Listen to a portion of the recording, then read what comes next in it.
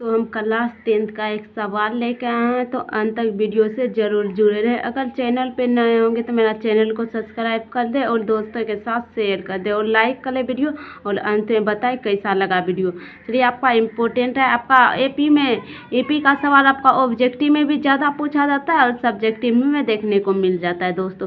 चलिए, सवाल में क्या बोल रहा है आपको इस वीडियो में आपको पूरा जानकारी दे देंगे दोस्तों। आप पूरा अच्छा से समझने का कोशिश करें और अंत तक वीडियो से बने रहें, इसलिए आपको समझने में कोई दिक्कत नहीं होगी। तो देखिए, आपका एपी का सवाल है, बोले एपी 10,7,4 -62 का अंतिम पद ज्ञात कीजिए। यानी कि अंतिम पद आपको निकालना है। कैसे निकालना है इस वीडियो में हम देखिए, आपको जैसे ही 2, 3, 6, 8 जैसे करके दिया है एक लाइन से, तो आपको प्रथम पद यानी कि A1 दे दिया है, द्वितीय पद A2 दे दिया और तृतीय पद यानी कि A3 दे दिया। ऐसे करके चौथा पद A4, पाँचवां पद A6 पाँचवां पद A5 हो जाएगा, छठवां पद A6 हो जाएगा। ऐसे करके एपी में आप जितना सूत्र बनाइएगा उतना सूत्र बनते जाएगा दोस्तों। उसके लिए आपको डरना नहीं। देखिए, यहाँ पे जैसे 10,7,4 -62 दिया है, तो इसी वीडियो में आपको जानकारी हो जाएगा। जैसे यहाँ पे आपको प्रथम पद निकालना है, तो यहाँ पर लिख देंगे प्रथम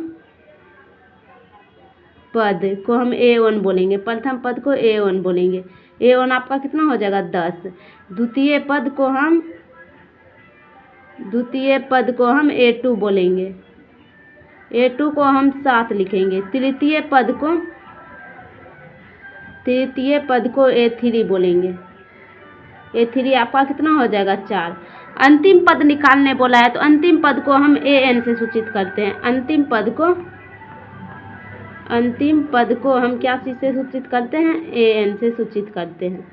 AN से सूचित करते हैं। ये कितना दे दिया आपका -62। जैसे दो करके दिया हो और अंतिम पद ज्ञात करने के लिए, तो AN आपका दो करके दिया है, तो अंतिम पद आपका दे दिया। अंत वाला पद कितना दे दिया? -62, इसलिए -62 लिख दिया। लेकिन AN ही निकालने के लिए बोर्ड है।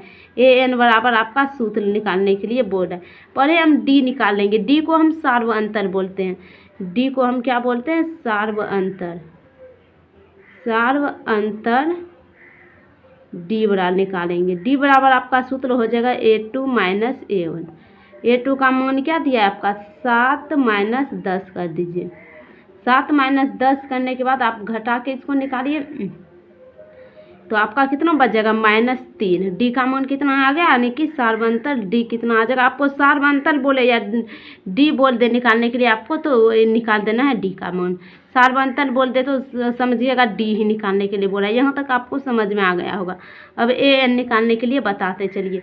AN बराबर आपका सूत्र होता है A + N - 1 × D। यहाँ तक आपको समझ में आ गया। आपका AN का मान दिया हुआ है। AN का मान कितना दिया आपका? देखिए -62, इसके जगह पे -62 कर दीजिए।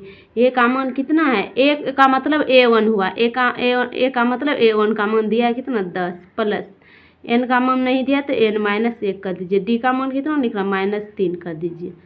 यहाँ पर कर दीजिए फिर से -62 कर दीजिए बराबर 10।